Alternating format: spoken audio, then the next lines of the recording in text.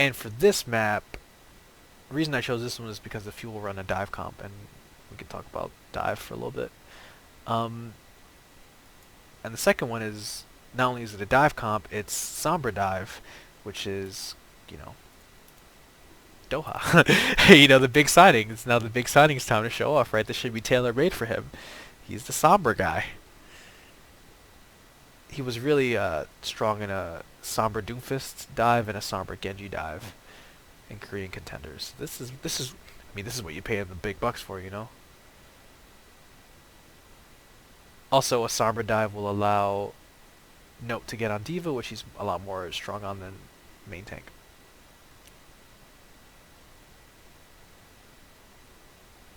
So this is fine to hold for. It's split two ways. It's a mirror comp, or not mirror comp. They're running the Ryan Risa and Valiant still running the other one. I will say this. I haven't talked about Doha a lot, but I will now. He is not very good on Mei. I don't know if it's a comfort thing. I know it's not necessarily in his hero pool, but he is bad at walls, which again might be a communication thing. And I see him get picked a lot early a lot. So I don't know if it's a part of it might be a comfort thing with the hero. I don't know if he plays that much Mei. I don't think he does. But another part of it is he is not really in the best position as a team right now where he can really sort of... The team isn't good enough right now to mask those mistakes. So we need to get... He's lost a Mei battle to KSF, who's also played a very brilliant Mei. So we need to get him off of it. Valiant go under, smart. Big wall to block the choke. KSP with the first pick, KSP with the second pick, KSF, and that's it. We cap point. If you're gonna not do anything about this Widowmaker, and KSP has been the Widow since the beginning, you have to force engagements in places where Widow doesn't get sight lines. And the Valiant were really... I'm gonna backtrack a little bit actually, because this is actually really intelligent by the Valiant. Let's watch Gig. Okay, so let's backtrack even more. Alright. They lose that first fight. The K pops off.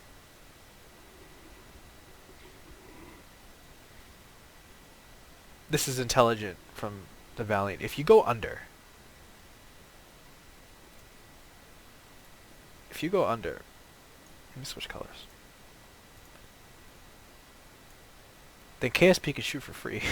Because he can just take this high ground. Or this high ground up here or whatever. But while you have you still have a very solid 5 in a 5v6. Because of Mei. So you can hard engage with these 5 while your Widow sort of hangs out back here. Have enough sustain. Have enough utility from Mei and Diva. And again, at the pro level, you know your Widow's going to get a pick or two. In order to counter that, the Fuel have to take a fight not in the open. They have to force the fight either on the point, or they have to force the fight up into the upper high grounds, where it's a lot tighter for a Widow to actually get some shots off.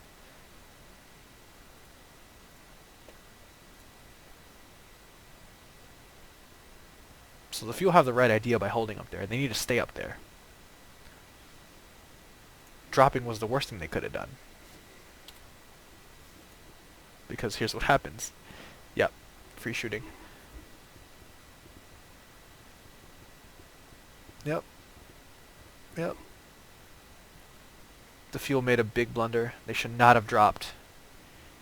They should have allowed the Valiant to go all the way under, let them get onto point, and then engage on the point with them. Because then that denies some sightlines for this Widowmaker. If not, as soon as they drop, so they got baited by the engagement. So let's actually watch it from these guys' perspective. So they go under, right? They go under, they go under, they go under. Do not drop. Either hold up here until they engage onto point, the Valiant, or route around, path around. Do not drop. The floor is lava right now. Because if you drop, you're just going to give KSP free shots. You don't have a Diva. You don't have a matching Widow. You don't have a Tracer who can bother her, or a Genji who can bother her. This is a mistake. This is exactly what the Valiant wanted. I mean, it's right. I mean, again, a very well coached team. As soon as the fuel dropped, KSP just like, all right, I'm flying up here. Thank you for the freeload, dude. Thank you for the easy kills. Nope, that's it.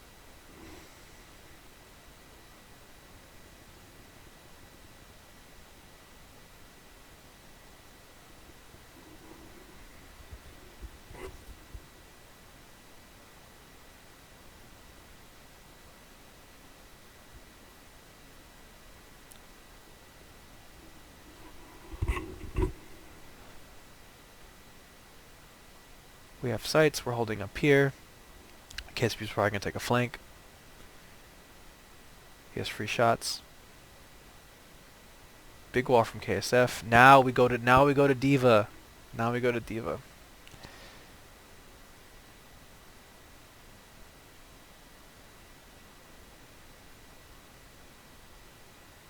But it might be too late for the Diva switch. I think this is just KSF playing like brilliantly. So let's actually watch this from. Can I get to? Oh, let's backtrack like all the way.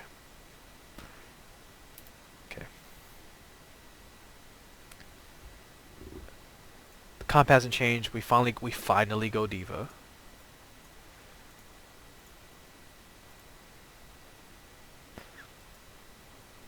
And I think, I mean, this was Dallas knew well enough that KSP was going to take a flank.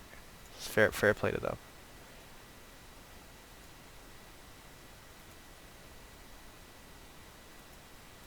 Yeah, this is a poor wall from Doha. Or rather, really a better wall from KSF. So let's actually watch KSF, because man, I like him. He's a smart player. Hello to you too, dude. Just poking for free. Fine. Their micro's really intelligent. Big wall.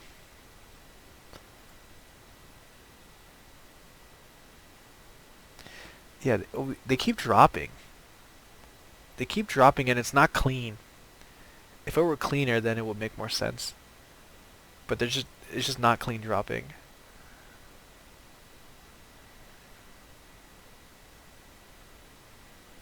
And they just cap.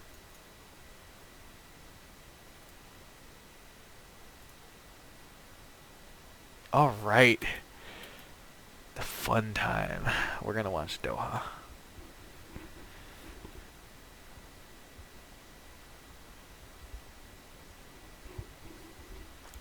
So we have very clear win conditions for this.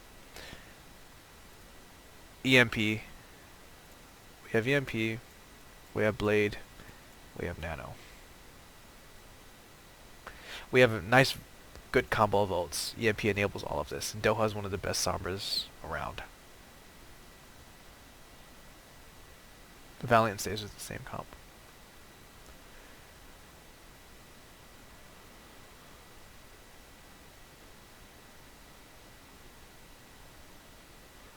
Smart. No DMs for him so he doesn't get spy checked. That was just a scouting trip. Doha goes around. Caps point. As he caps point, it allows his team to make the engagement. So this is a set play. So it tells you that they have something for Doha. Alright, sets the play. I split it up. KSP gets the K, but we're still okay because it's dive, and we can sort of make up for that lost fight, lost person. Right, gets demeched.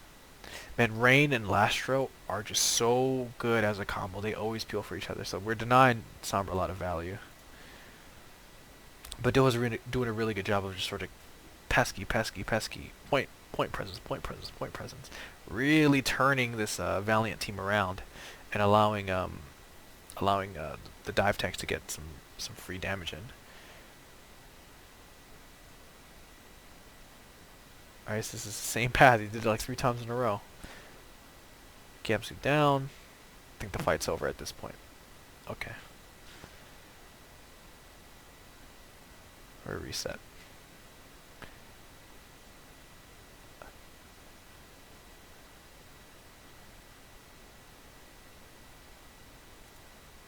So we have Nano, we have Big Monkey, Guardian Angel, EMP's close. Decay will get Blade soon. Alright, so we're doing a lot of poke here because we just want to farm EMP at this point. It's a big hack on Diva, but we don't do anything about it. Smart Nano, to be fair. Missed the hack. Ryan down.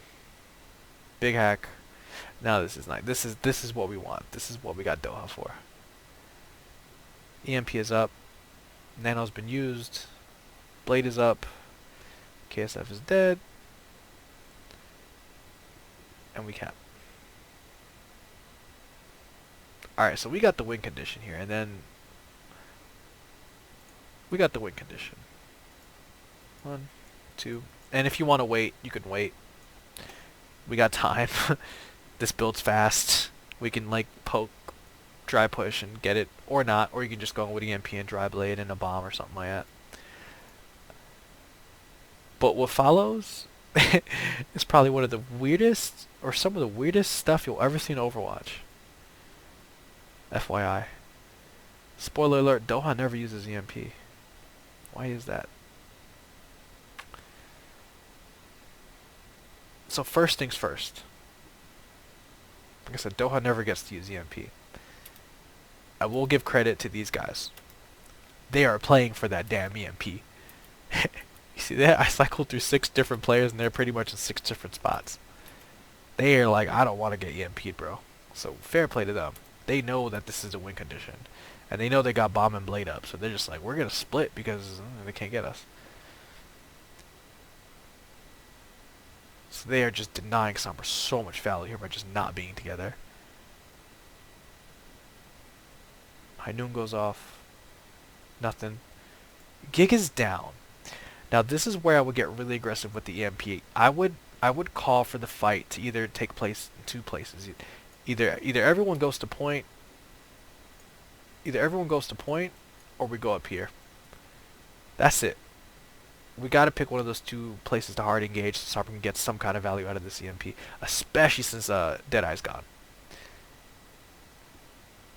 On top of that, if we force the fight onto point, we know that Rain is gonna have to beat, and if we know he has to beat and he has beat online, we can hack him out of it, get like maximum value out of the EMP, and then a dry blade will win the fight, or a bomb will win the fight. But we have to force the fight so that the Valiant can get clustered, because if they're too spread out, we're not getting value from any hero.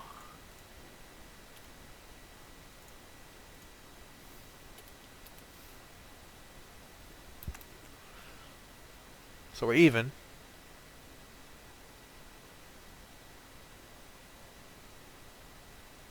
Good peel for KSP up there. It's a story of 2 teams, one team who peels for one, and the other team doesn't peel for their teammates. Or it's just a lot sloppier. So fine. Okay. So we won. EMP is still up. We definitely know Valiant knows that, so they're playing around it, and we definitely know that Rain knows that, so he's hiding. He knows he's hack target priority number 1. You hack him, and then you EMP and you win the fight. So this is just brilliant team play from the Valiant. They're just strictly fully denying the win condition, which is the EMP combo. Bomb gets no value. Oh, I'm sorry, he gets mech back. I'm sorry, I read that wrong. Okay, so the fuel go around. Smart. Again, they need to force the fight into 1 cluster for this to happen. So apply some point presence. Force the team to go on a point.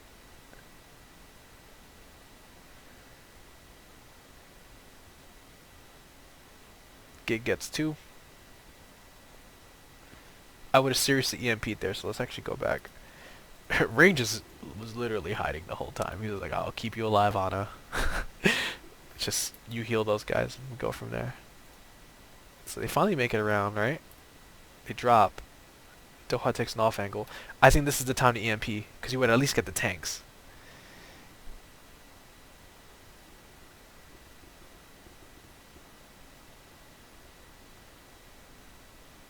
I don't know why they didn't. I don't know why they didn't EMP the tanks right then and there.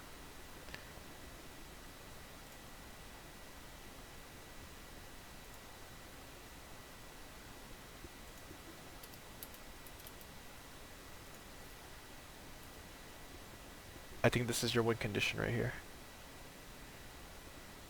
Dallas is rotating around. Valiant drop. Right, you don't need to get a 6-man EMP to get value. But if you EMP the tanks, you'll probably beat them. Yeah, right now. And this is, I mean, again, smart play from McGravy. But the hack is off. Do it now. Do it now. You get them both. I don't like this. This is way too passive. And not even passive, this is a miscommunication.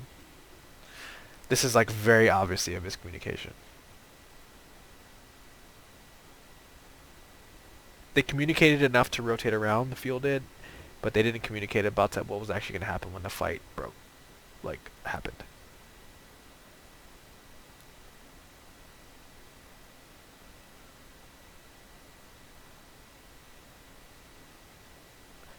So I did mention that the second issue with the Valiant, with the Fuel is their lack of hero synergy, and here's what I'm talking about. So far, when I've talked about KSP and KSF, I've talked about them in tandem. KSP has helped out X hero by doing Y thing. He's helped out his Rhine by walling off the enemy tanks, therefore, being able to allow KSP to get some free shots and kill everybody. That kind of stuff. Oh, sorry. Just gonna lock somebody here. Whereas I haven't really mentioned Doha or Decay together in any sentence. I've never said Doha has helped Decay do this, Decay has helped Doha do this.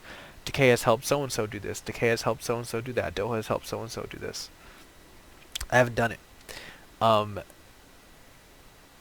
They are lacking synergy in terms of how they talk to each other and how they play for each other. Decay and Doha are super talented players. However, Doha's strength is going to lie in utility. Literally. His best hero is a utility character. And his playstyle, so far from what I've seen, is just maximizing utility as a DPS. In theory, this is a great fit for someone like Decay, who is your pocket carry DPS. He's tried to win fights by himself so far, like kicking and dragging the field, they're screaming like not trying to win. It's up to the coaches and it's up to the team to figure out what do we need to adjust in order to allow these two to work off of each other. Because in the two maps we've looked at, they have not done that, period. They have not enabled each other in any which way. Now, this is not helped by poor tank play and, just poor support, just poor play in general. So this is certainly not helping the situation. But they have not worked for each other in any sort of way. This dive feels so disconnected, and it feels so unsure of itself. It's not cohesive. It's not synergistic. And we are now, at this level, it's all about synergies and these small things and maximizing the strengths of a hero and a player. Everyone in the Overwatch League can click heads, but it's, are you allowing your players to click heads? Are you putting your teammates in the best positions to click heads and make plays and be the great players they are? And I don't think Doha and Decay are doing that. I don't think Gamsu and Note are allowing Doha and Decay to do that.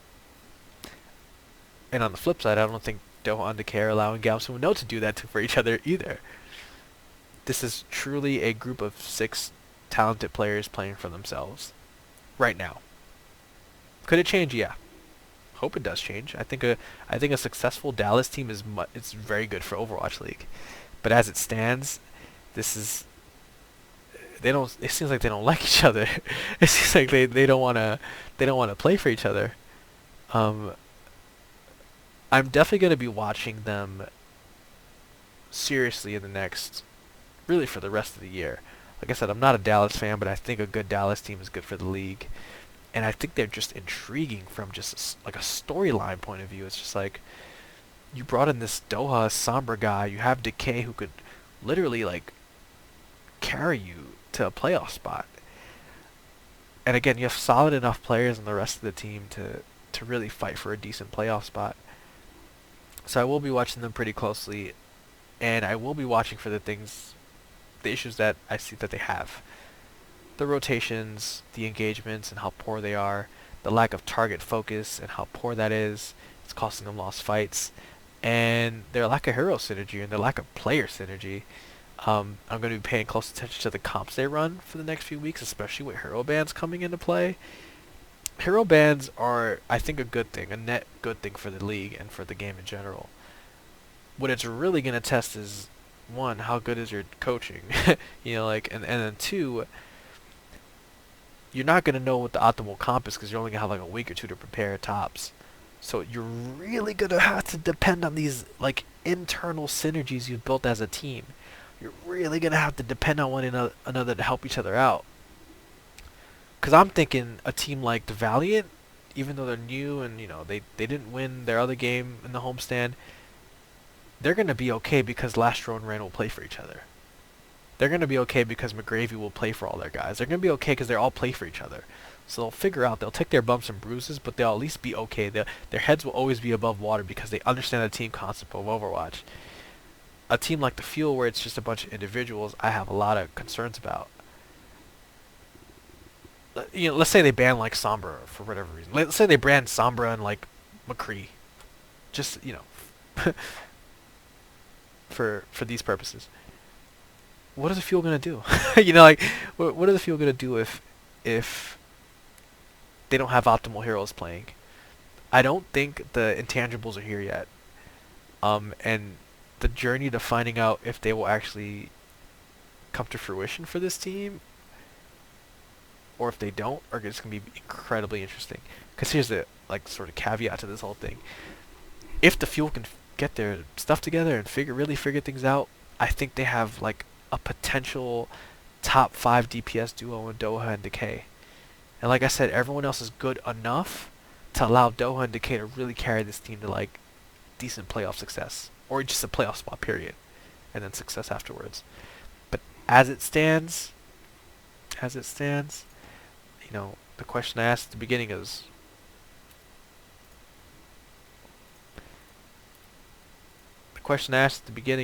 what went wrong? Well, here's what went wrong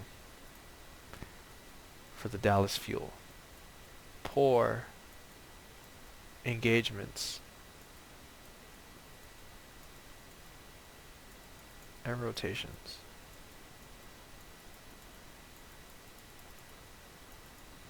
Two, lack of target focus. There was two fights on Blizzard World Attack where they should have won. They were up 3 and they found a way to lose. Chasing the wrong targets. Not hard engaging on targets that are right for killing. And I think that may be a comms issue. I know they're mixed roster. I don't know who's calling the shots between these two. Maybe it's one of the supports. I don't know, but they got to figure that out. It cost them Blizzard World. And then 3, player synergy. It just ain't there right now. And again, it's week 1. No one's gonna look like a well-oiled machine. But the way the Fuel operated is just such a stark contrast to the way the Valiant operated, and they're pretty new. KSP joined the team like 2 weeks ago. So there's something amiss amongst the Fuel's ranks, especially since they had their team together for a decent amount of time. Especially since the coach is returning for a 3rd year in a row. Something is just a little off.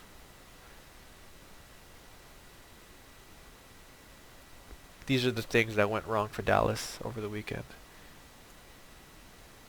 Until they fix these three things, they're going to be in for a rough season. If they fix these three things, they're going to be a lot of fun to watch.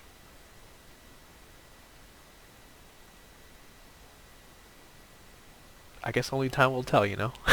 I'm definitely going to be looking out for the fuel again, because I said I really think I'm not a fuel fan, but I think a good fuel team is just good for the league. So I'll definitely be just keeping my eyes out for him. And I'm just intrigued by the Doho Decay duo. I think it could be just like top in the league if it works out. And I'm gonna be watching the Valiant, man. They, again, the KSP's got a lot of potential, but this is a team of a lot of people who just understand that they got to play for each other to win. This is a true team, and from what I can tell, they're very well coached. They had their stuff together. They're gonna be fun to watch, and I think they'll only be better as hero bands come into play because they seem pretty hero band proof if they're working this well together. And that synergy is just gonna keep getting better and better and better and better. And it's just such a start. You know, the juxtaposition of this you know, this like cold team of the fuel and this really like synergistic Valiant team, the juxtaposition of that was just really interesting to watch. So definitely two teams to watch, and I know there's a lot of Scrimbucks hype behind the Valiant, so I see why. I get why. Um, yeah, I'll definitely do a follow-up video on the fuel in a few weeks, especially once hero bands come in. But that's it for now. Thank you guys for watching. I think I'm gonna do an NYXL video pretty soon. Um, just not spoiler, but I'm from New York City. I went to the homestand. I'm a huge NYXL fan, so I may break down the NYXL against Boston Uprising game just to talk about some dive concepts and some more. Um, but yeah, thanks for watching, and I'll keep uploading these all analyses as I see fit. Thanks for watching.